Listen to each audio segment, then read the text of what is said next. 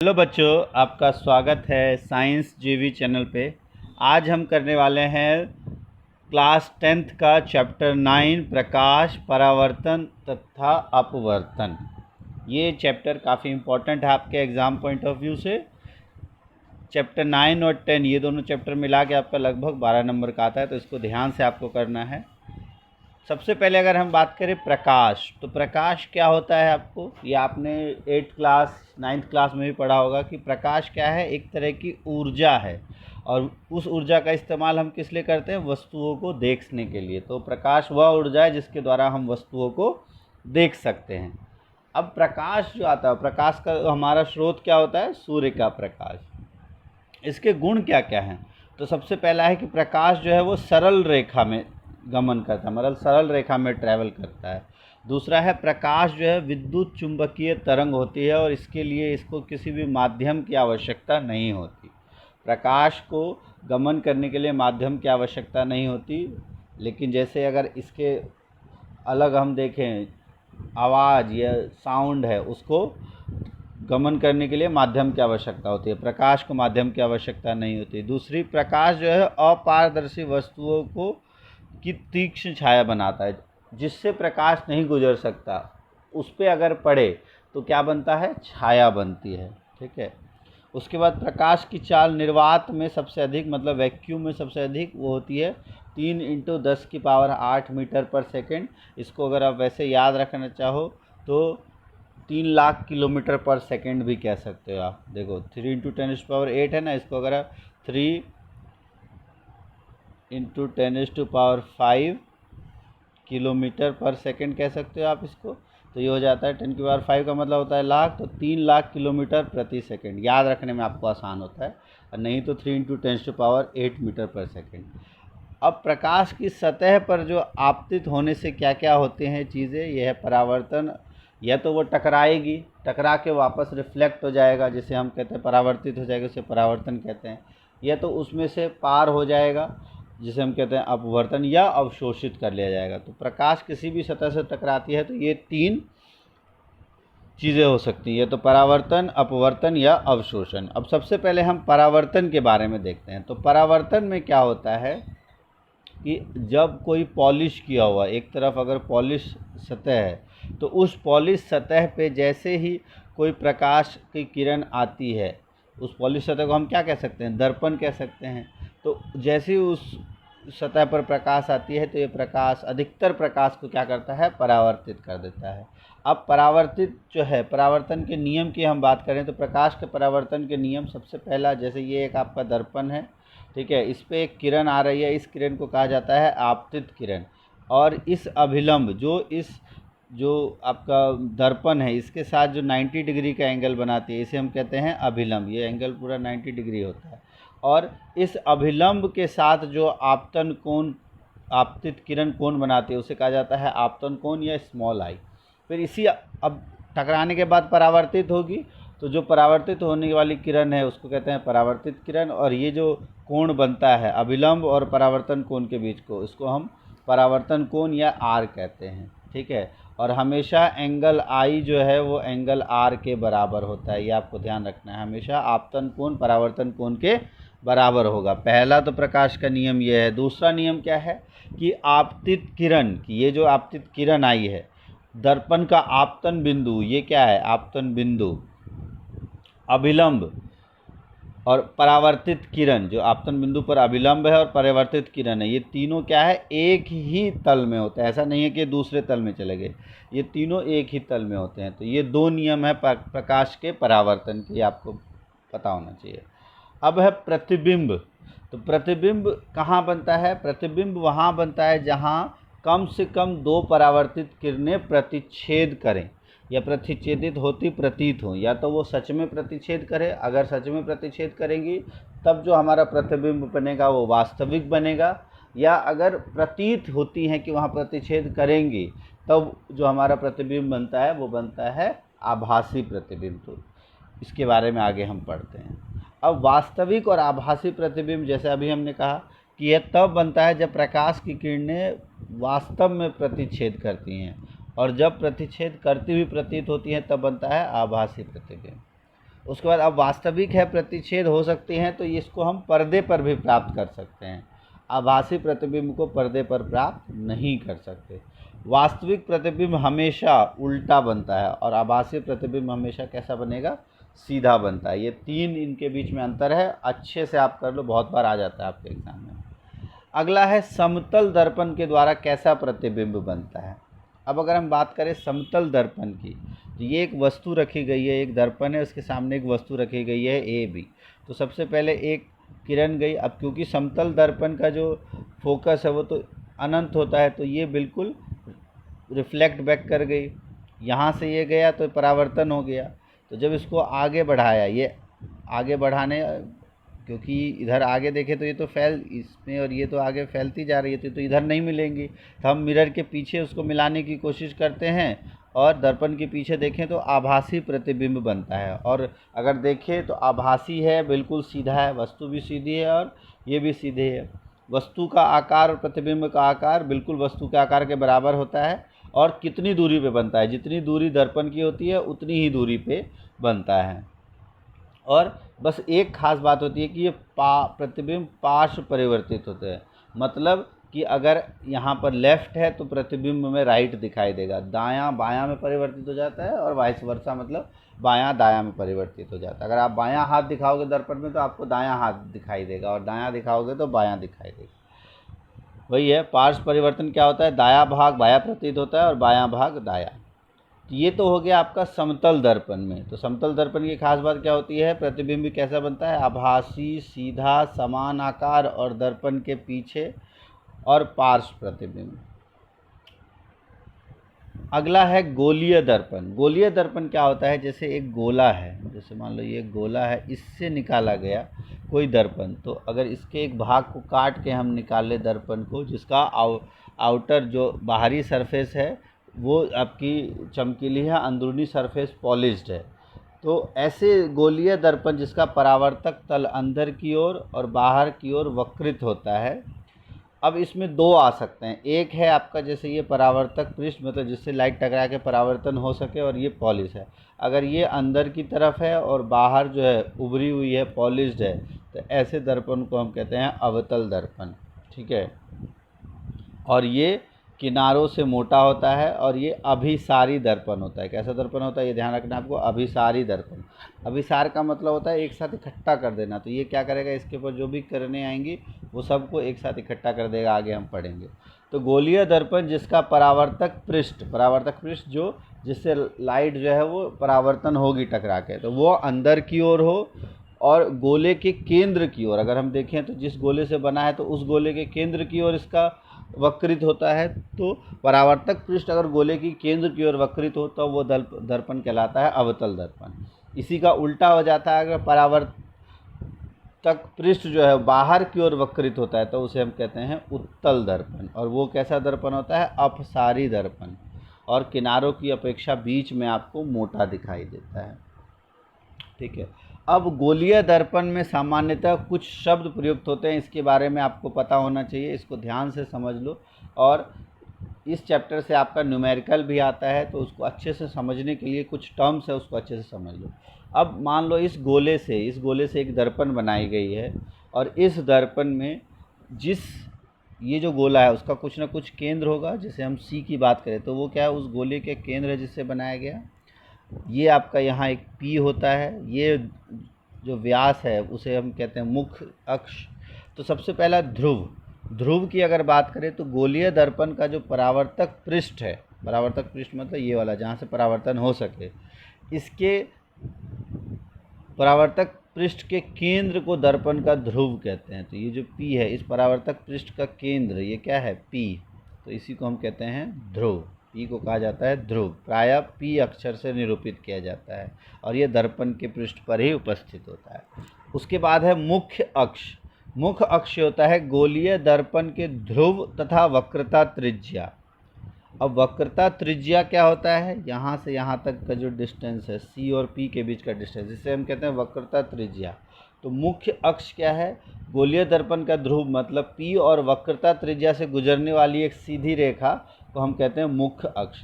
और ये दर्पण के ध्रुव पर क्या होता है, अभिलंब। तो मुख्य अक्ष ध्रुव के ऊपर अभिलंब होता है। सीधे में तो आप डायरेक्ट आपको ऐसे दिखाई दे देता है, लेकिन कर्व जब बनाएंगे तब जो आपका त्रिज्या से जाए वो होता है आपका अभिलंब। अगला है वक्रता केंद्र। तो वक्रता केंद्र जिस गोलीय दर्पण का परावर्तक पृष्ठ जिस गोले का भाग है उस गोले का केंद्र कहलाता है दर्पण का वक्रता केंद्र। तो ये सी जो पार्ट है उसे हम कहते हैं वक्रता केंद्र।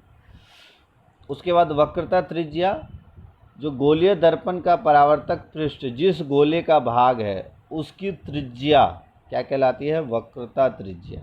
इसे आर अक्षर से निरूपित किया जाता है, ठीक है, इसे कहते हैं वक्रता त्रिज्या, आर डिस्टेंस होता है ये। उसके बाद द्वारक या एपर्चर। तो द्वारक क्या होता है, जो परावर्तक पृष्ठ तल की वृत्ताकार सीमा रेखा, जैसे यहाँ से यहाँ तक जहाँ से परावर्तन हो सकता है, ये वाला पूरा एरिया जो है, ये m से लेके n तक का जो पूरा एरिया है, ये कहलाता है आपका अपर्चर या द्वारक, ठीक है। उसके बाद मुख्य फोकस। तो मुख्य फोकस क्या होता है, आपका P और F या वक्रता त्रिज्या का आधा दूरी जो है, ये क्या होता है, जहाँ पर अनंत से रेखाएं आके जहाँ पर मिलती हैं वो होती है आपकी वक्रता मुख्य फोकस। और अधिकतर ये जो गोलीय दर्पण है वो उसके त्रिज्या के आधे के बराबर होती है। तो मुख्य अक्ष पर वह बिंदु जहाँ समानांतर किरणें आकर मिलती हैं और एक बिंदु पर आती हुई महसूस होती है वह कहलाता है मुख्य फोकस। और मुख्य फोकस जो है, ध्रुव और मुख्य फोकस की दूरी को कहा जाता है फोकस दूरी। इसे f द्वारा निरूपित किया जाता है। और अधिकतर ये अगर एक्सपेरिमेंट के द्वारा दर्शाया गया है कि जो r की वैल्यू है, वक्रता त्रिज्या जो है और फोकस, इसमें ये रिलेशन होता है, f फोकस जो है वक्रता त्रिज्या का आधा होता है। इसके अलावा अब कुछ राशियाँ आपको यहाँ ध्यान रखनी है, u, v, r, f, h not, h i और m। तो u क्या होता है, जो एक दर्पण के सामने अगर वस्तु रखी जाती है उसकी दूरी कहलाती है u। v होता है प्रतिबिंब, दर्पण से प्रतिबिंब कहाँ बनता है उसकी दूरी कहलाती है v। r आपने पढ़ लिया, f पढ़ लिया। h o का मतलब होता है हाइट ऑफ ऑब्जेक्ट, मतलब जो वस्तु है उसकी ऊंचाई। और h i का मतलब होता है हाइट ऑफ इमेज, प्रतिबिंब की ऊंचाई। अब अगर हम देखें इसके नियम, आरेख जो चित्र करने के नियम, अलग अलग स्थिति के हिसाब से अलग अलग नियम के हिसाब से इसके किरण आरेख बनते हैं। और किरण आरेख से क्वेश्चन ज़रूर आता है, इसको आपको ध्यान से करना है। जैसे अगर देखें, सबसे पहला क्या है, कम से कम दो रूल के हिसाब से आपको बनाना होता है। वैसे तो हम 3-4 पढ़ लेंगे, लेकिन 2 रूल आपको पता होना चाहिए। 2 रूल कम से कम, जब भी नियम बनाएंगे तो 2 रूल का इस्तेमाल ज़रूर करना है। अब अगर 4 नियम देखें, पहला नियम है कि अगर जो मुख्य अक्ष है इसके समानांतर कोई रेखा आ रही है तो वो किससे होके जाएगी, फोकस से, ठीक है। फोकस पर अपसरित होती प्रतीत होगी, या तो होगी या इसमें होती हुई प्रतीत होती है, ठीक है। अब अवतल दर्पण के, पहला ये हो गया। दूसरा है अवतल दर्पण के मुख्य फोकस से अगर कोई रेखा होती हुई जाती है तो वो मुख्य अक्ष के समानांतर परावर्तित हो जाती है। और उत्तल में मुख्य अक्ष से होती हुई प्रतीत होती है तो ये परावर्तित होकर समानांतर हो जाती है, ठीक है। तीसरा है अगर वक्रता केंद्र से कोई रेखा गुजरेगी तो ये उसी परावर्तित होने के बाद दोबारा उसी दिशा में आ जाती है। और उत्तल दर्पण के केस में भी वही सेम होता है, ठीक है।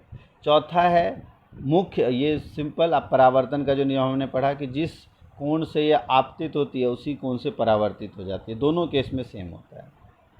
तो ये 4 नियम के हिसाब से अब हम देखते हैं कहाँ कहाँ पर क्या रखें तो कैसी प्रतिबिंब बनती है। तो अगर अनंत पे रखते हैं तो प्रतिबिंब फोकस और बिंदु साइज बनता है छोटा और वास्तविक उल्टा। अवतल दर्पण के केस में अगर आप देखो तो सभी में वास्तविक और उल्टा बनता है, बस एक केस होता है जिसमें आभासी सीधा और बड़ा और दर्पण के पीछे बनता है। वो कब होता है, जब वस्तु को हम P और F के बीच रखें। तो अब अगर देखें अलग अलग वस्तु की स्थिति और कहाँ पर प्रतिबिंब बन रहा है। सबसे पहले अगर अनंत पे देखें तो अनंत से रेखाएं जो हैं वो सीधी आएंगी, मुख्य अक्ष के समानांतर रेखाएं, और परावर्तित होने के बाद ये फोकस से चली जाएंगी। तो इसका जो बनेगा प्रतिबिंब वो कहाँ बनेगा, फोकस पे, और अत्यधिक छोटा बनेगा। अगर हम सी से दूर रखें, सी है आपका वक्रता त्रिज्या, वक्रता केंद्र जिसे हम कहते हैं, वक्रता केंद्र से दूर रखें तो एक समानांतर रेखा गई मुख्य अक्ष से, फोकस से आई, एक आप फोकस से गुजारो, ये समानांतर हो गई। तो ये कहाँ पर बनेगी? अगर सी से परे रखेंगे तो सी और एफ के बीच में प्रतिबिंब बनती है, ठीक है। और कैसी बनेगी? देखो, हाइट में थोड़ी सी छोटी बनेगी और उल्टी बनेगी और वास्तविक प्रतिबिंब बनेगा। तीसरा केस है, अगर सी पर रखेंगे तो बराबर की साइज बन जाएगा, वास्तविक उल्टा, ठीक है। चौथा केस है, सी और एफ के बीच में रखेंगे तो उल्टा वास्तविक लेकिन सी से परे और बड़ा बनेगा। पांचवा है, एफ पर रखेंगे तो कहाँ बनती है? अनंत पे। और अनंत पे देखो, यहाँ इसमें आ जाता है अनंत पे अगर साइज़ हम देखें तो अनंत पे जब अगर फोकस पे रखें तो अनंत पे अत्यधिक बड़ा बनता है, ठीक है। उसको हम कहते हैं बहुत ज़्यादा बड़ा, लेकिन हम उसको देख नहीं सकते क्योंकि अनंत पे बन रही है। और सबसे इम्पोर्टेंट होता है ये वाला रे डायग्राम, उसको अच्छे से समझ लो कि अगर हम पी मतलब ध्रुव और फोकस के बीच अगर किसी वस्तु को रखते हैं तब अब क्या होगा? सी से अगर गुजारते हैं तो ये वापस आ जाएगा और आई, और ये पी के ऊपर आई एंगल से जाता है तो आर एंगल से रिफ्लेक्ट हो जाएगा। तो इधर देखें तो ये तो और इनके बीच की दूरी बढ़ रही है, तो यहाँ तो नहीं मिल रही है।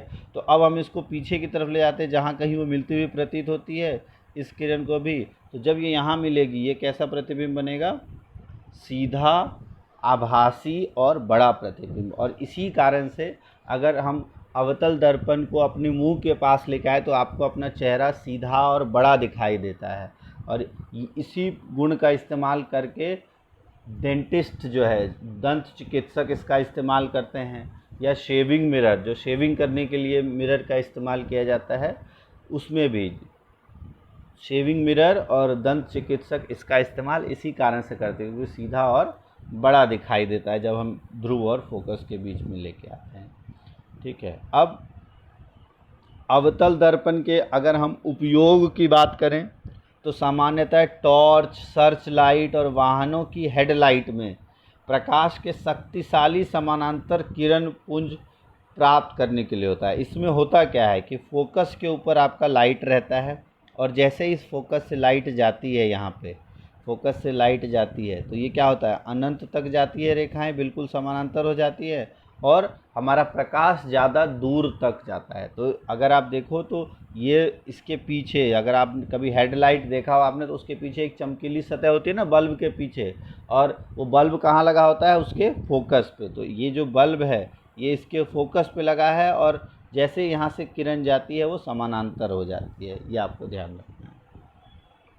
तो टॉर्च में, सर्च लाइट में, वाहनों की हेडलाइट में।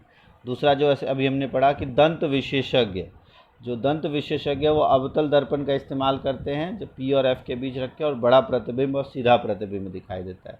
तीसरा, चेहरे का बड़ा प्रतिबिंब देखने के लिए शेविंग दर्पण के रूप में भी इस्तेमाल किया जाता है। और चौथा है, सौर भट्टियों में सूर्य के प्रकाश को केंद्रित करने के लिए बड़े बड़े अवतल दर्पण। अब आपको पता है अगर अनंत से रेखाएं आ रही हैं तो इसको हम एक जगह फोकस कर सकते हैं ना, तो इसका इस्तेमाल सूर्य की किरणें जब आती हैं अनंत से तो उसको एक जगह इकट्ठा करने के लिए अवतल दर्पण, बड़े बड़े अवतल दर्पण का उपयोग सौर भट्टियों में किया जाता है। तो ये चार इसके उपयोग हो गए अवतल दर्पण के। अब है उत्तल दर्पण। तो उत्तल दर्पण में दो ही वस्तु स्थिति बनती कि अगर अनंत पे होगा तो फोकस पर बनेगा और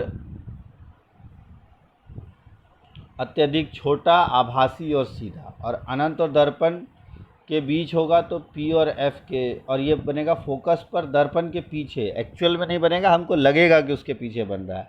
और पी और एफ के बीच लेकिन दर्पण के पीछे, अगर पी और एफ के बीच प्रतिबिंब की स्थिति देखते हैं और छोटा बनेगा, आभासी एवं सीधा। इसमें अधिकतर देखो जैसे अनंत पे अगर हम रख रहे हैं तो हमको प्रतीत होगा कि ये फोकस पर बन रहा है, ठीक है, क्योंकि इसका फोकस दर्पण के पीछे है। ध्रुव भी दर्पण के, इसका जो फोकस हो, सी हो, सभी दर्पण के पीछे है, तो दर्पण के पीछे बनता हुआ प्रतीत होता है, सीधा आभासी होता है। तो इसलिए उत्तल दर्पण में हमेशा अगर देखो तो सीधा बनेगा, आभासी बनेगा और छोटा बनेगा। तो सामान्यतः वाहनों में उसका उपयोग किया जाता है जिसमें ड्राइवर अपने पीछे वाहनों को देख सकते हैं। और उत्तल दर्पण इसलिए इस्तेमाल किया जाता है क्योंकि ये सदैव सीधा और छोटा प्रतिबिंब बनाता है और बड़े क्षेत्र को दिखाने में सहायक होता है। और इसका इस्तेमाल सिक्योरिटी कैमरा के रूप में भी, सिक्योरिटी दर्पण के रूप में भी किया जाता है। ये दो इसके आप ध्यान रख लो। अगला है गोलीय दर्पण द्वारा परावर्तन के लिए चिन्ह परिपाटी। अब कौन सा चिन्ह इस्तेमाल किया जाता है, तो इसको आपको हमेशा ध्यान रखना है कि हमेशा जो बिंब है, बिंब का मतलब वस्तु हमेशा बाईं ओर रखा जाता है और हमेशा प्रकाश बाईं ओर से आपतित होता है।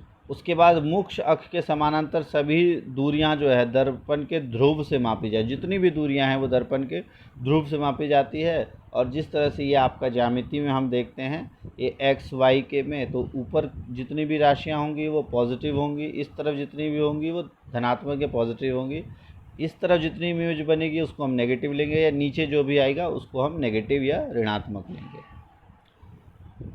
ठीक है, ये बेसिक चीज़ है। अब इसके हिसाब से अगर देखें तो बिंब की दूरी जिसे हम u से रिप्रेजेंट करते हैं वो हमेशा बाईं ओर रहेगा, तो इसलिए हमेशा क्या होगी, ऋणात्मक या नेगेटिव होगा। और अवतल दर्पण की फोकस की बात करें तो अवतल दर्पण का फोकस इस तरफ होता है और इस तरफ हमेशा नेगेटिव होगा, तो इसलिए फोकस हमेशा नेगेटिव होता है। उत्तल दर्पण जो है उसका फोकस अगर देखें तो उसका फोकस इस तरफ होता है। अगर देखो, अच्छा उत्तल दर्पण ये आपका हो गया, तो इसका फोकस यहाँ होता है, ये इधर आप, तो इसका फोकस राइट साइड है, तो हमेशा कैसा होता है, पॉजिटिव। अब दर्पण सूत्र क्या होता है, दर्पण सूत्र देख लो, 1/v + 1/u = 1/f। ये आपको ध्यान रखना है।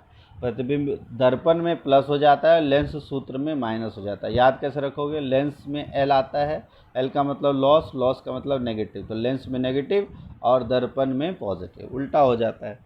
अब है आवर्धन।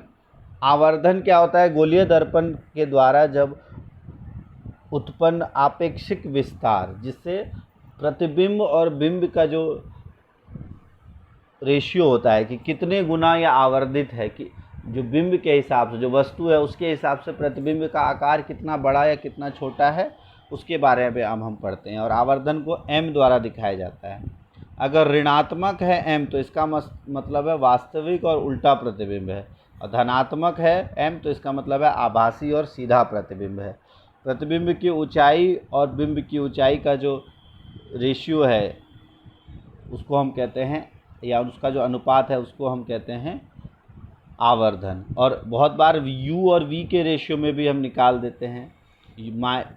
दर्पण के केस में -v/u हो जाता है। ठीक है, अगर दर्पण के सूत्र में प्लस, देखो दर्पण के सूत्र में 1/v + 1/u = 1/f होता है, तो इसके केस में जो आवर्धन है वो माइनस हो जाएगा। ये ध्यान रखना है, यहाँ प्लस है तो यहाँ माइनस, और लेंस में उल्टा हो जाता है। ठीक है, ये सब अब अवतल दर्पण उत्तल दर्पण के केस में होता है। यहाँ 3 स्थिति आपको ध्यान रखना है कि अगर वस्तु की स्थिति, वस्तु का आकार और प्रतिबिंब का आकार समान होगा तो m की वैल्यू 1 होगी, लेकिन अगर इसका मतलब है कि प्रतिबिंब का आकार बिंब के आकार के बराबर है। m की वैल्यू अगर 1 से बड़ी है मतलब प्रतिबिंब का आकार बिंब से बड़ा है, और अगर m की वैल्यू 1 से कम है तो प्रतिबिंब का आकार बिंब से छोटा होता है। अच्छा, m की वैल्यू पॉजिटिव क्या बताता है कि दर्पण जो है उत्तल है। ठीक है, हमेशा सीधा प्रतिबिंब और आभासी बना है। और m की वैल्यू पॉजिटिव, अगर m की वैल्यू >1 है तो अवतल, मतलब m पॉजिटिव अवतल दर्पण के केस में एक ही बार बनता है, जब p और f के बीच में हम रखते हैं तब आपका आवर्धित इमेज बनता है ना, और आभासी और सीधा बनता है, तब m की वैल्यू अवतल दर्पण में 1 से बड़ी आ जाती है। उत्तल दर्पण में हमेशा m की वैल्यू 1 से कम होती है, और बाकी केस में अवतल दर्पण में m की वैल्यू नेगेटिव हो जाती है। नेगेटिव अगर m है तो इसका मतलब है कि दर्पण हमेशा अवतल है। ठीक है, अगर नेगेटिव है तो अवतल दर्पण है। पॉजिटिव है तब हम देखेंगे, अगर 1 से बड़ी वैल्यू है तब है वो अवतल दर्पण, अगर पॉजिटिव में 1 से कम वैल्यू है तो है उत्तल दर्पण। क्लियर?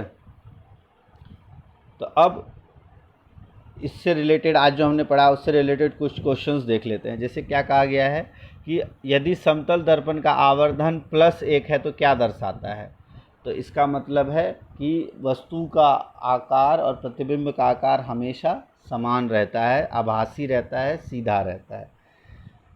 वास्तविक प्रतिबिंब का आकार बिंब के आकार का बना है तो दर्पण से 18 सेंटीमीटर की दूरी पर बनता है, तो कौन सा, तो बताएं दर्पण कौन सा है, उसकी फोकस दूरी। अब आपको पूछा गया है, बताया गया है वास्तविक प्रतिबिंब, वास्तविक बनाया है, बिंब का आकार दर्पण से 18 सेंटीमीटर की दूरी पर बनता है, तो दर्पण को वास्तविक बन रहा है, तो वास्तविक तो आपका एक ही तरह का दर्पण बनाता है, वो है आपका अवतल दर्पण। फिर है सौर भट्टियों में कौन सा दर्पण इस्तेमाल करते हैं, तो अभी हमने पढ़ा अवतल दर्पण।